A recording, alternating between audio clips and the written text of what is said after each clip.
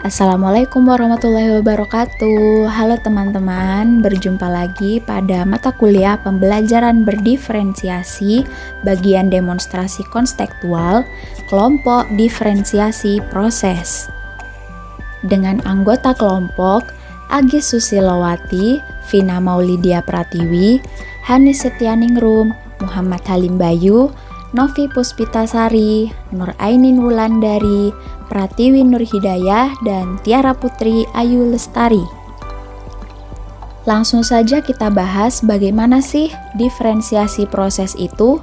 Langsung saja kita simak video pembelajaran berikut ini. Karena aku ingin tahu, guruku berbicara, aku yang mendengarnya. Siap.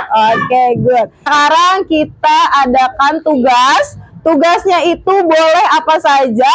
Yang suka menggambar boleh menggambar, yang suka menulis boleh menulis, yang suka berbicara di depan untuk menjelaskan silakan boleh berbicara di depan. Oke, dari sini kalian tugasnya mau apa? Menggambar. Oke, berarti kalian gambar proses fotosintesis ya.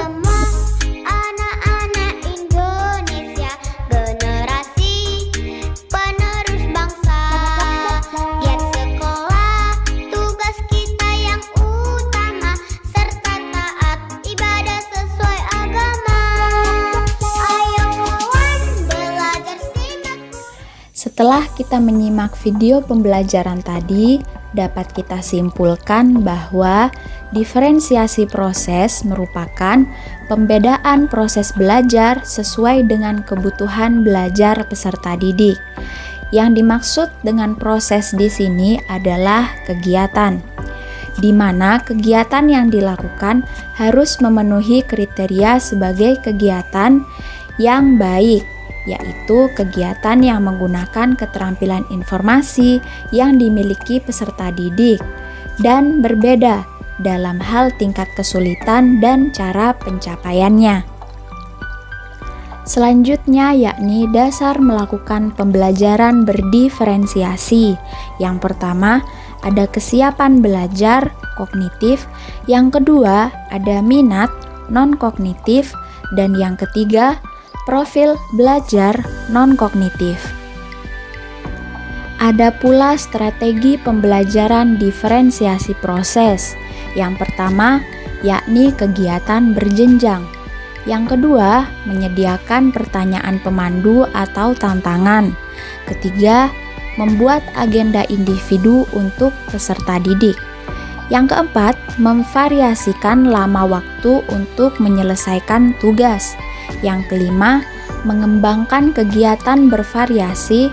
Dan yang keenam, menggunakan pengelompokan yang fleksibel sesuai dengan kesiapan, kemampuan, dan minat peserta didik.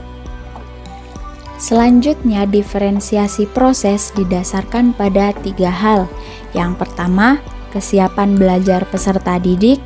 Yang kedua, minat peserta didik. Dan yang ketiga ada gaya belajar peserta didik.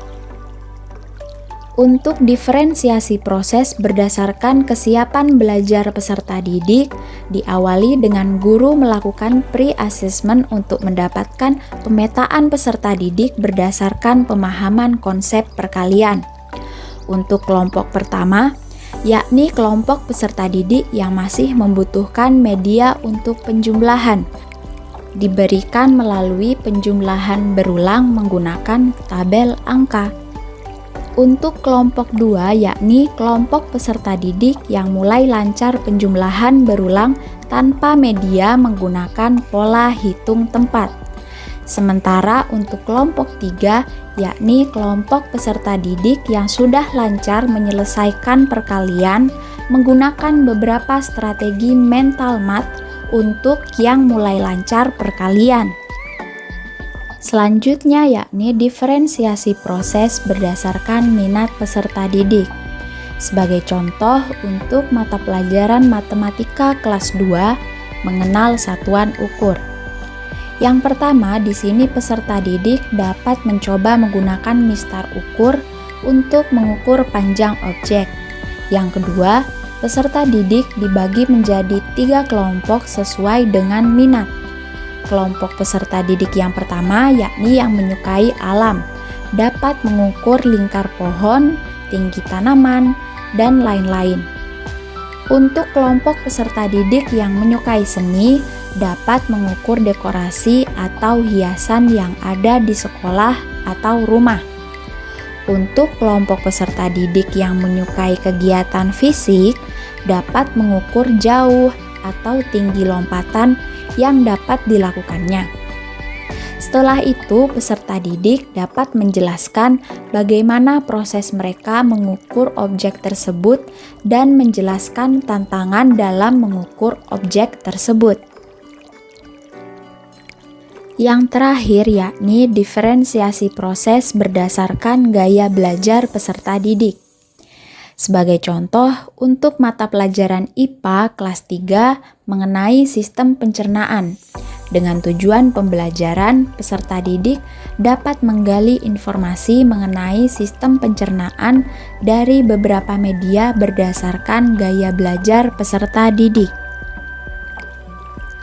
Setelah itu, peserta didik dibagi sesuai dengan gaya belajarnya. Untuk kelompok visual, yakni menggali informasi melalui buku dan infografik. Untuk kelompok kinestetik, yakni menggali informasi lewat lingkungan sekitar. Dan untuk kelompok audiovisual, yakni menggali informasi melalui video pembelajaran. Selanjutnya, bagaimana peran pendidik dalam diferensiasi proses ini? Yang pertama, yakni mau berinovasi. Yang kedua, memiliki semangat untuk menciptakan pembelajaran yang menarik. Yang ketiga, memahami perbedaan peserta didik. Yang keempat, mempertimbangkan berbagai strategi dan aktivitas yang berbeda-beda untuk memfasilitasi keutuhan murid dalam kelompok besar dan kecil sesuai dengan cara belajarnya. Yang terakhir yakni membimbing peserta didik sesuai dengan kebutuhan belajarnya. Sekian dulu pemaparan materi yang dapat kami sampaikan pada kesempatan kali ini. Semoga dapat membawa manfaat bagi kita semua. Kurang lebihnya mohon maaf. Wassalamualaikum warahmatullahi wabarakatuh dan sampai jumpa.